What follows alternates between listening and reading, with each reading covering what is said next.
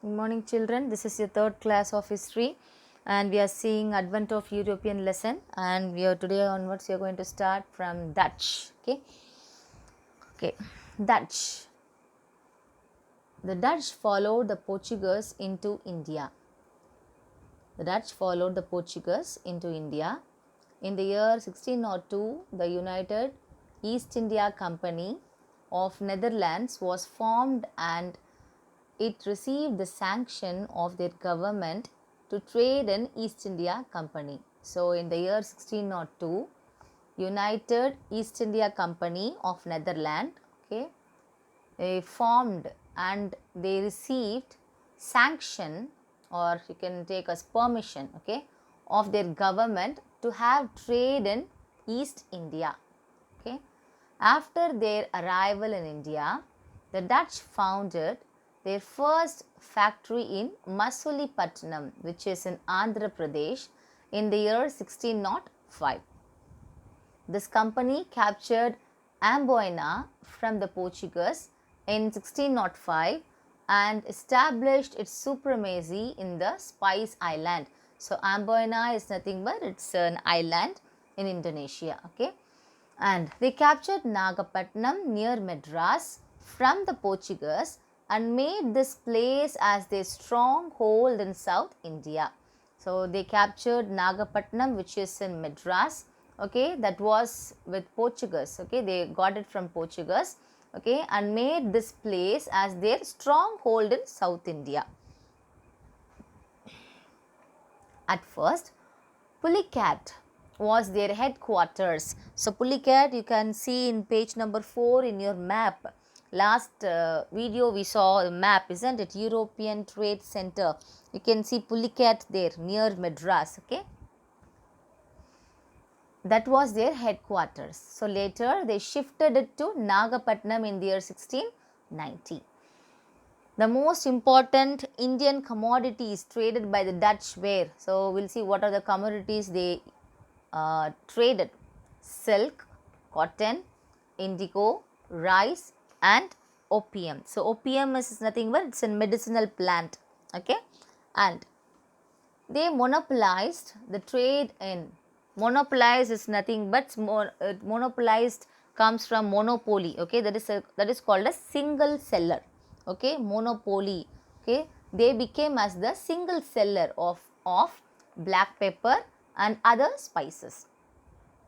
The important factories in India were Pulicat, Surat, Chinsura, Kazim Bazar, Patna, Nagapattinam, Balasore and Cochin.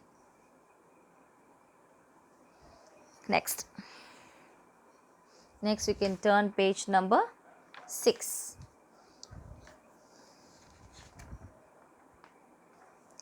The English East India Company remained engaged in rivalry with the Portuguese and the Dutch throughout the 17th century. So, rivalry is here nothing but it's a competition. They had a competition with Portuguese. English East India Company, they remained engaged in rivalry with Portuguese and the Dutch throughout the 17th century. In 1623, the Dutch cruelly killed 10 English traders and 9 Javanese in Amboina. So Javanese is nothing but people who live in island of Java. Java is in Indonesia. So Dutch people, they cruelly killed 10 English traders and 9 Javanese in Amboina. Amboina, already I told you, it's an island in Indonesia. This incident accelerated the rivalry between the two European companies. So this incident, the Dutch people killed English traders and Javanese, right? So this incident accelerated the rivalry between two European companies. Their final collapse came with their defeat by the English in the Battle of Bedera in 1759. The Dutch lost their settlements one by one to English and was completely wiped out by the year 1795.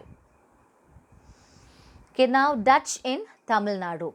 The Portuguese established a control over Pulicat since 1502 were overthrown by the Dutch. In Pulicat, the Dutch built the fort Geldria in 1613.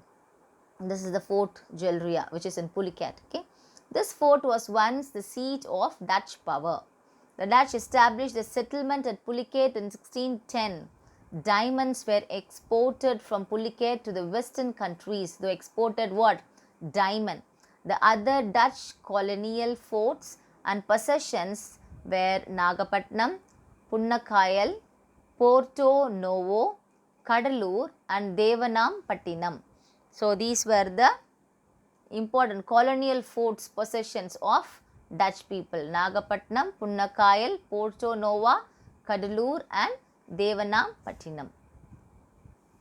Next, coming to British.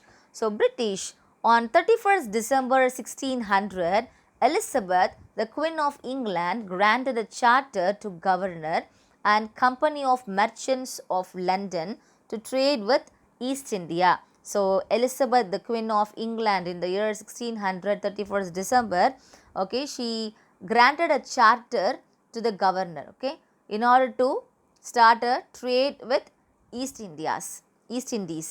The company was headed by a governor and a court of 24 directors. The company was headed by a governor and a court of how many directors? 24 directors. Captain Hawkins visited Jahangir's court in the year 1608 to get certain concessions for the company. So in 1608, Captain Hawkins, he visited whom? Jahangir, okay, in order to get some concessions for their company. He secured permission to raise a settlement at Surat. However, the emperor cancelled the permission under the pressure from the Portuguese. So this is the picture of Elizabeth, the Queen of England. And this is the picture of Captain Hawkins. Next, in 1612, the English Captain Thomas Best inflicted a severe defeat over the Portuguese in a naval battle near Surat. The Mughal Emperor Jahangir permitted the English to establish their factory in 1613 at Surat, which initially became the headquarters of the English in Western India. So Captain Nicholas Downton won another decisive victory over the Portuguese in 1614.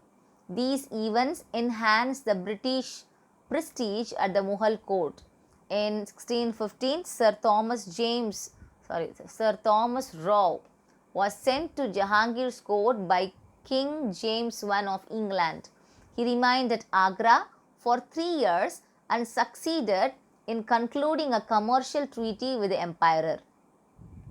Before the departure of Sir Thomas Roe, the English had established their trading centers at Surat, Agra, Ahmedabad and Bhuj. So this is the question which comes in question number 5. So this is the answer. Okay, the English departure of the English had established their trading centers from here.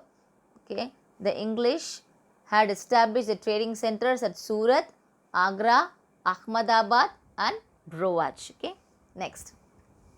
So this is the picture of Jahangir and this is Sir Thomas Roe's picture.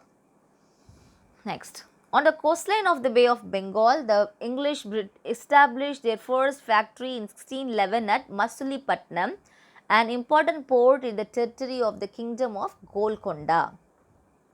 In 1639, the English merchants Francis Day is a name, okay, Francis Day is a name here, obtained Madras as a lease from Chennappa Nayak, the ruler of Chandragiri. Chennappa Nayak was the ruler of Chandragiri.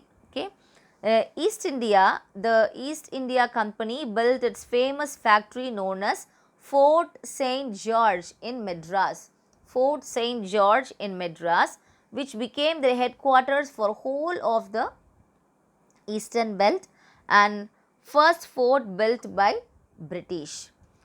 Next, King Charles II of England, he received islands of Bombay as a part of his dowry from the Portuguese king.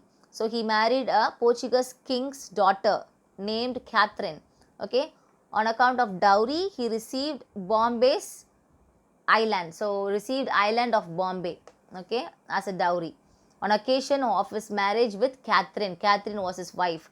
In 1668, the East India Company acquired the island at an annual rent of pounds 10 from Charles II. So East India Company, they got this island from Bombay, okay, of Bombay from Charles II for the amount of, they got for the rent for the amount of pounds. This is a symbol of pounds, okay, pounds, 10 pounds, okay, from the Charles II. This is a picture of Fort St. George, okay, which is in Chennai. King Charles II. This is the picture of King Charles II and his wife. King Charles II wife's name is Catherine. Okay, next.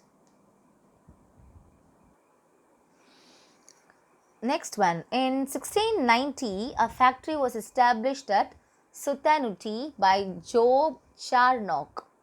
The zamindari of 3 villages of Sutaniti, Calicut and Govindpur was acquired by the British in the year 1698. These villages later grew into the city of Calcutta. The factory of Sutanuti was fortified in 1696 and this new fortified settlement was named as Fort William in 1700. So this is the picture of Job Charnock.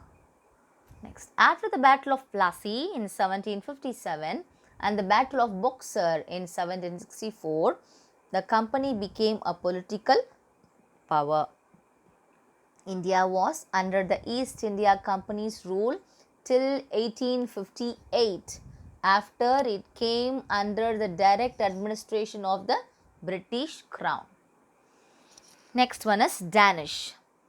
On March 17, 1616, the King of Denmark, Christian IV.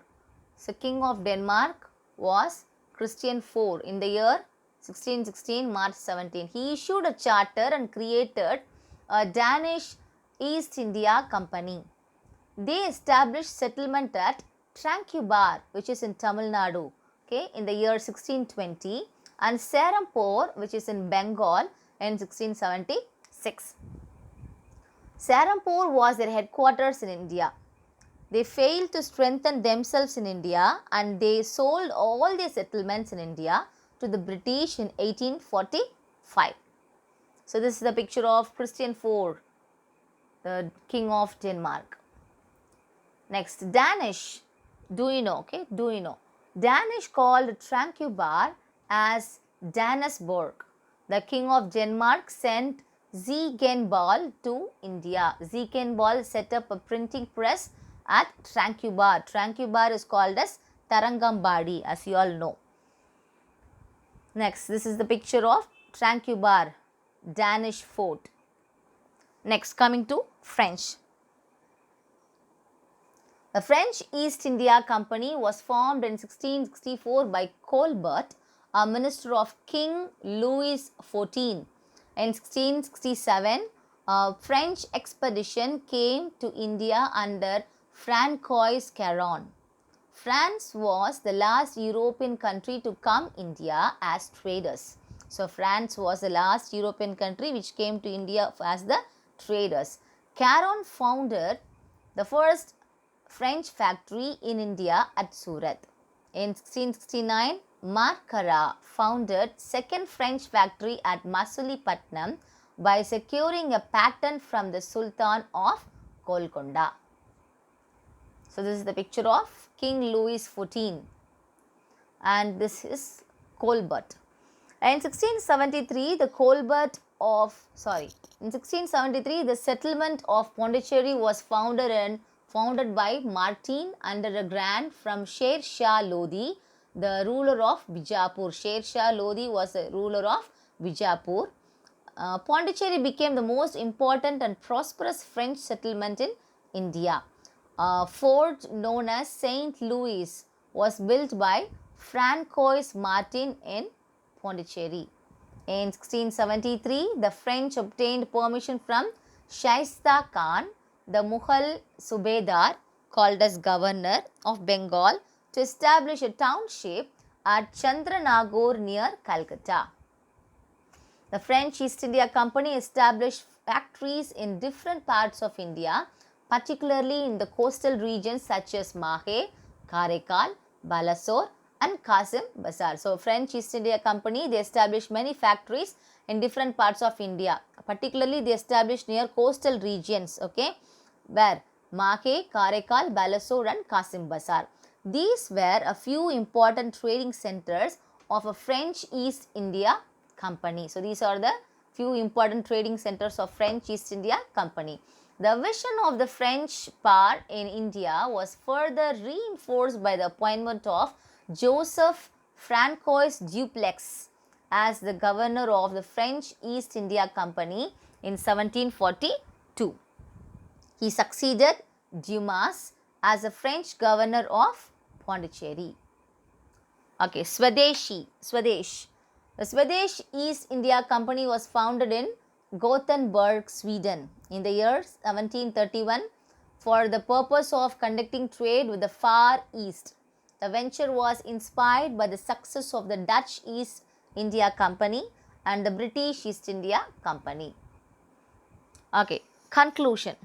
Since the Portuguese were eliminated by the Dutch and later extinguished by the English, the French were left to face the English for control over trade and territory. The French neglected trade and entangled themselves in wars with Indian and other European powers. The three Carnatic Wars ruined the French and rejuvenated the English to embark on systematic territorial expansion.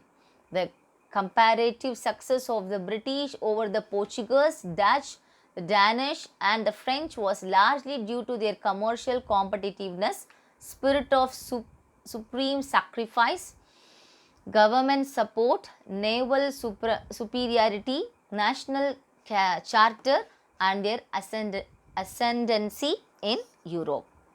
So, children, we have completed first lesson, history. So, next video we will see another lesson. Thank you, children. Take care.